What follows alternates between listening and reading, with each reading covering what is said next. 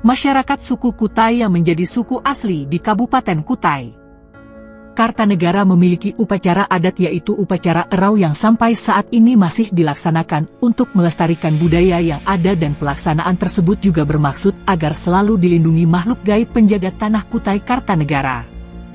Pelaksanaan upacara Erau memiliki beberapa tahapan di dalamnya dan dibagi menjadi dua yaitu Pra-Erau dan Erau. Pada tahapan Pra-Erau dimaksudkan untuk membuka jalan komunikasi ke alam makhluk gaib. Salah satu tahapan yang ada dalam upacara Pra-Erau adalah ritual merangin. Ritual merangin adalah ritual yang dilakukan selama 3 hari berturut-turut pada malam hari dan dilakukan di Serapo Belian yang bertempat di lapangan parkir Museum Mula Warman. Di dalam Serapo Belian tersebut tiang bingawan dipergunakan sebagai sarana untuk berhubungan atau berkomunikasi dengan alam dan makhluk gaib. Selain itu, tidak hanya tiang bingawan yang menjadi sarana menuju alam gaib, ada pula sesajen yang digunakan dalam pelaksanaannya serta mantra yang diucapkan oleh Belian dengan menghadirkan ansambel musik kelentangan sebagai musik yang dimainkan dari awal hingga berakhirnya ritual. Ansambel musik kelentangan yang digunakan membawakan lagu Tamuyan untuk mengiringi ritual merangin. Lagu tersebut merupakan lagu yang menghantarkan para Belian menuju alam gaib melalui angin dan menaiki tiang kelentangan dengan pola yang permainan yang diulang-ulang hingga berakhirnya ritual. Kemudian dengan lagu Tamuyan yang dimainkan, ansambel kelentangan dalam ritual merangin memiliki fungsi ritual karena memiliki unsur-unsur ritual dilaksanakan pada waktu khusus, tempat ritual, dan menggunakan sesajen. Lalu fungsi lainnya yaitu sebagai media komunikasi. Musik yang dimainkan secara berulang-ulang tersebut dipercaya dapat mempercepat proses permohonan izin, komunikasi, dengan makhluk gaib. Fungsi yang terakhir yaitu sebagai respon fisik karena dengan pola permainan yang dimainkan dengan sederhana dan teratur tersebut memberi isyarat kepada Belian untuk gerakan-gerakan tarian.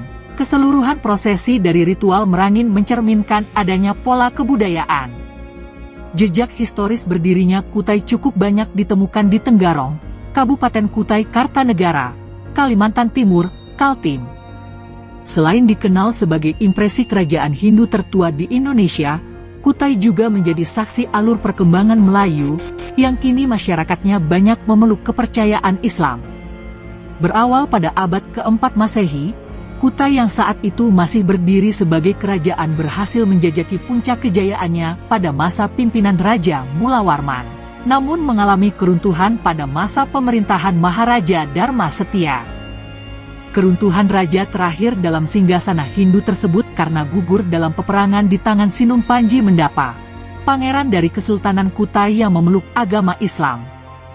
Hingga akhirnya dua kerajaan tersebut pun digabung dan menjadi Kesultanan Kutai Kartanegara ing Martadipura. Kerajaan Kutai ini awalnya berada di Muara Kaman. Namun seiring berjalannya waktu dan beberapa kali terjadi pertempuran, di masa Raja ke-15 Kutai Kartanegara, yakni Aji Imbut dengan gelar Sultan Aji Muhammad Muslihuddin pun memindahkan kerajaan ke tepian Pandan pada tahun 1782.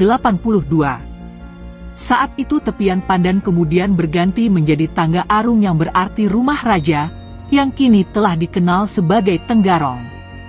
Selama terbentuk sebagai wilayah kesultanan, Kutai Kartanegara belum dikenal sebagai suku. Pada saat itu mereka menyebut orang Kutai sebagai Puak. Sebutan Puak sendiri akhirnya berubah menjadi sebutan orang Kutai, dan akhirnya menjadi suku. Setelah beberapa abad berada pada masa pemerintahan kerajaan, akhirnya Kesultanan Kutai Kartanegara bergabung dalam wilayah Republik Indonesia pada tahun 1959, di bawah pimpinan Sultan terakhir Aji Muhammad Parikesit. Masa pemerintahan Kesultanan Kutai Kartanegara yang dipertahankan hingga kini merupakan lanjutan sebagai bentuk peringatan dalam melestarikan tradisi dan budaya Kutai. Kabupaten Kutai dulunya sebagai wilayah terluas di tanah Borneo.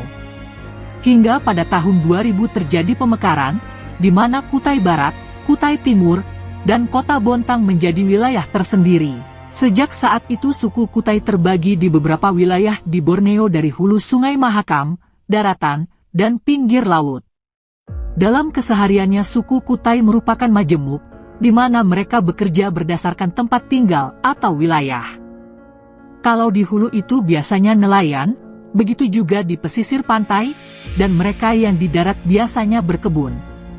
Suku Kutai pada dasarnya memiliki banyak bahasa sehari-hari yang digunakan.